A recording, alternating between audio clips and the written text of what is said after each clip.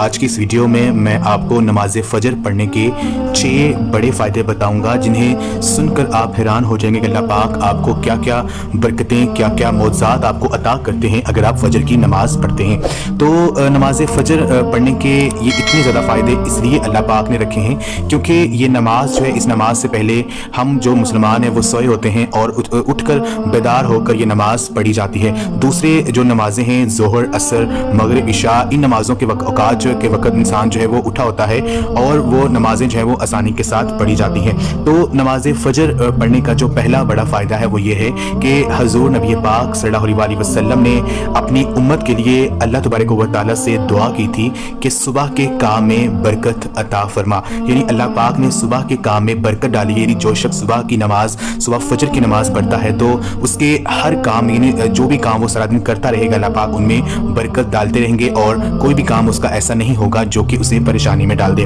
دوسرا جو بڑا فائدہ وہ یہ ہے کہ حضور نبی پاک صلی اللہ علیہ وسلم نے فرمایا ہے کہ جس نے عشاء کی نماز باجماعت پڑھی وہ ایسے ہے کہ اس نے آدھی رات نماز پڑھی، اور جس نے فجر کی نماز پڑھی وہ ایسے ہے کہ اس نے ساری رات جو ہے وہ نماز پڑھی ہے۔ اور تیسرا جو فائدہ ہے نماز فجر پڑھنے کا وہ یہ ہے کہ صبح اور شام رحمت کے جو فرشتے ہیں وہ آتے ہیں اور یہ فجر اور عصر کے وقت آتے ہیں، اور اگر جو اللہ کا بندہ ہے وہ اگر فجر کی نماز پڑھ رہا ہوگا تو جب یہ اللہ پاک کی بارگاہ میں جاتے ہیں فرشتے تو اللہ پاک کیونکہ ہر چیز کو جاننے والا اللہ پاک ہے تو وہ پھر بھی اپنے جو فرشتوں سے پوچھے گا کہ بتاؤ تم میرے بندے کو کس حالت میں چھوڑ کے آئے ہو۔ تو اگر وہ بندہ نماز پڑھا ہوگا، اللہ پاک کے حضور سجدہ ریزی کر رہا ہوگا تو اللہ تبارک و تعالیٰ بہت زیادہ خوش ہوں گے اور اس کا جو نیکیوں کا پلڑا ہے وہ بھاری ہو جائے گا۔ تو چوتھا جو فائدہ ہے وہ یہ ہے کہ حضور نبی پاک صلی اللہ علیہ وسلم نے فرمایا کہ فجر کی جو 2 سنتیں ہیں دنیا اور دنیا میں جو کچھ بھی ہے ان سب سے بہتر ہیں،